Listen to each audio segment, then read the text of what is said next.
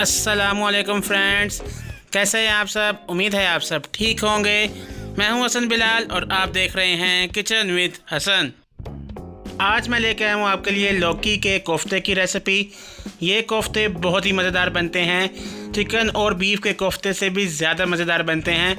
लाजमन इस रेसिपी को एक दफ़ा ट्राई कीजिएगा और एंड तक देखिएगा कि कैसे हम लौकी के कोफ्ते बनाएंगे। तो स्टार्ट करते हैं इस रेसिपी को। बिस्मिल्लाहिर्रहमानिर्रहीम। सबसे पहले हमने लेनी है लौकी और इसको अच्छे से हमने कद्दूकस कर लेना है। इसको अच्छे से हमने कश कर लेना है।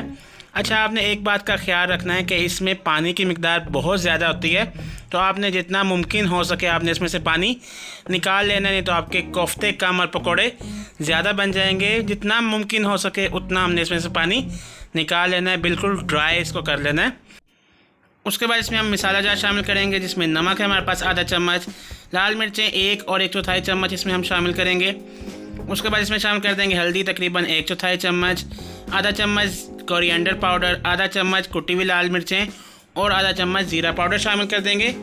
साथ ही तकरीबन 3 चम्मच के करीब बेसन, भुना हुआ बेसन शामिल कीजिएगा, उससे बहुत अच्छा जायका आता है। बेसन शामिल करने के बाद हमने इसको मिक्स कर लेना है। अच्छा, बेसन की मिकदार आप अपने अकॉर्डिंगली डाल सकते हैं कि जब तक आपकी बाइंडिंग अच्छे से नहीं हो जाती आप इसमें बेसन और भी डाल सकते हैं, ठीक है। क्योंकि हमारा मकसद है कि हमारी जो बाइंडिंग है इसकी बहुत ही अच्छे से हो जाए, क्योंकि इस पर पानी की मिकदार जो है वो ज़्यादा होती है। थोड़ा सा बेसन हम इसमें और शामिल करेंगे और इसको हम बहुत ही अच्छे से दोबारा से मिक्स कर लेंगे। मसाला हमारा भी बस चेक कीजिएगा अच्छे से मिक्स हो चुका है।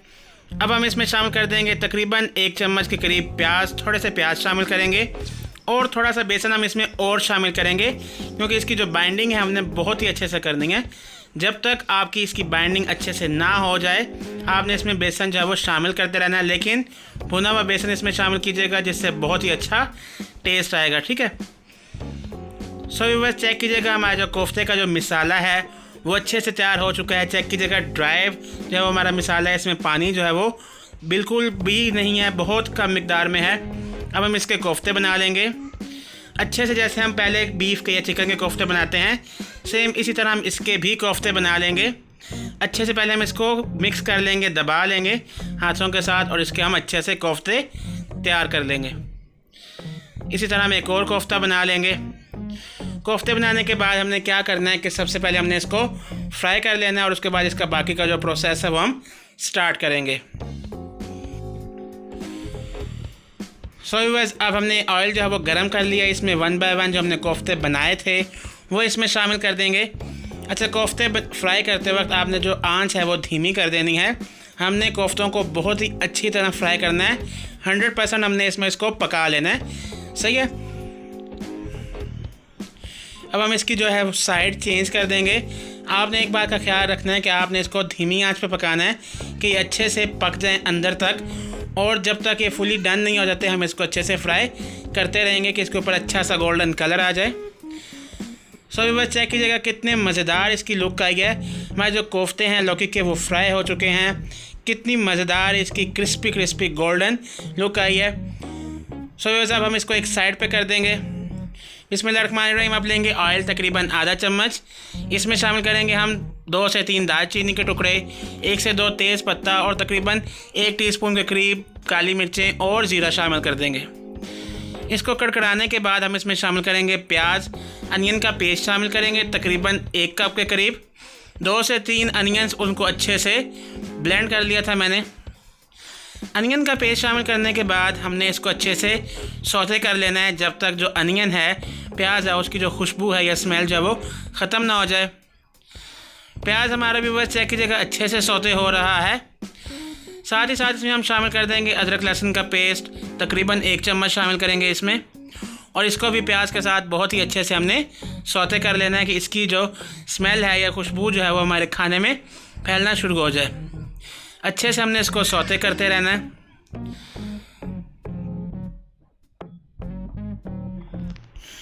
प्याज भी बस हमारे अच्छे से सौते हो रहे हैं। साथ ही हम इसमें शामिल कर देंगे टोमेटो प्यूरी तकरीबन 1 कप, तकरीबन 2 से 3 अदर टोमेटोज़ लेके उनको अच्छे से मैंने ब्लेंड कर लिया था, वो इसमें शामिल कर दिया है। टोमेटो प्यूरी शामिल करने के बाद हमने सबसे पहले इसको अच्छे से मिक्स करना है। इसको थोड़ा सा पकाएंगे, साथ ही हम इसमें मसाला जार शामिल कर देंगे कि मसाले भी इसके साथ अच्छी तरह पक जाएं। मसालों में हमारे पास आधा चम्मच नमक है, 1 और 1 चौथाई चम्मच लाल मिर्ची है, आधा चम्मच हम इसमें कुटी हुई लाल मिर्चें, आधा चम्मच धनिया पाउडर, आधा चम्मच हल्दी और आधा चम्मच ज़ीरा पाउडर शामिल करेंगे। मसाला जार शामिल करने के बाद हमने इसको अच्छे से भून लेना है। बहुत ही अच्छे से हमने इसकी भुनाई करनी है जब तक जो इसका ऑयल जो वो अच्छे से सेपरेट नहीं हो जाता, तब तक हम इसको अच्छे से भूनते रहेंगे। जितने अच्छे हम मसाले भुनेंगे या फ्राई करेंगे उतना ही मज़ेदार इसमें टेस्ट आएगा। सो व्यूअर्स, चेक कीजिएगा हमारे जो मसाले हैं वो अच्छे से भुन चुके हैं। चेक कीजिएगा इसमें जो ऑयल है वो सेपरेट होना शुरू हो चुका है। अच्छे से हमने 1 से 2 मिनट इसकी भुनाई कर लेनी है। अच्छे से भुनाई करने के बाद इसमें हमने पानी शामिल करना है। तकरीबन 1 या 1.5 कप के करीब हम इसमें पानी शामिल कर देंगे, या जितना आपको रिक्वायर्ड हो, जितना आप शोरबा चाहते हैं उसके अकॉर्डिंगली आप इसमें पानी शामिल कर दीजिएगा। तकरीबन 1.5 कप के करीब मैंने इसमें पानी शामिल किया है। साथ ही थोड़ा सा धनिया शामिल कर देंगे और इसको हम कवर कर देंगे जब तक इसमें अच्छा सा जो है वो बॉयल नहीं आ जाता, तब तक हम इसको कवर कर देंगे। सो व्यूअर्स, हमारा जो पानी है उसमें अच्छा सा उबाल आ चुका है। अब हम इसमें जो कोफ्ते हमने फ्राई किए थे वो इसमें शामिल कर देंगे। कोफ्ते शामिल करने के बाद हमने इसको ज़्यादा देर नहीं पकाना, तकरीबन 5 से 6 मिनट बस पकाएंगे। हम इसको मीडियम टू लो आंच पे पकाएंगे, ज़्यादा तेज़ पे और ज़्यादा कम पे नहीं पकाएंगे। साथ ही थोड़ा सा हम इसमें दोबारा से धनिया शामिल कर देंगे और इसको कवर कर देंगे तकरीबन 5 से 6 मिनट के लिए। सो व्यूअर्स, चेक कीजिएगा माशाल्लाह 5 से 6 मिनट गुजर चुके हैं। हमारे लौकी के जो कोफ्ते हैं वो पककर तैयार हो चुके हैं। पानी वगैरह इसने सोक कर लिया है, अच्छे से इसका मसाला तैयार हो चुका है। चेक कीजिएगा कितनी मज़ेदार और कितनी टेस्टफुल इसकी लुक आई है। लाजमन इस रेसिपी को एक दफ़ा ट्राई कीजिएगा, आपको बहुत ही मज़ेदार लगेगी। सो अगर आपको ये रेसिपी अच्छी लगी तो हमारी वीडियो को काइंडली लाइक और शेयर कर दीजिएगा और हमारे चैनल को भी लाजमन सब्सक्राइब कर दीजिएगा। सो मैं मिलूँगा आपसे नेक्स्ट वीडियो में एक न्यू रेसिपी के साथ। तब तक अपना और अपने प्यारों का ख्याल रखिएगा और मुझे दुआओं में लाजमन याद रखिएगा। अल्लाह हाफिज़।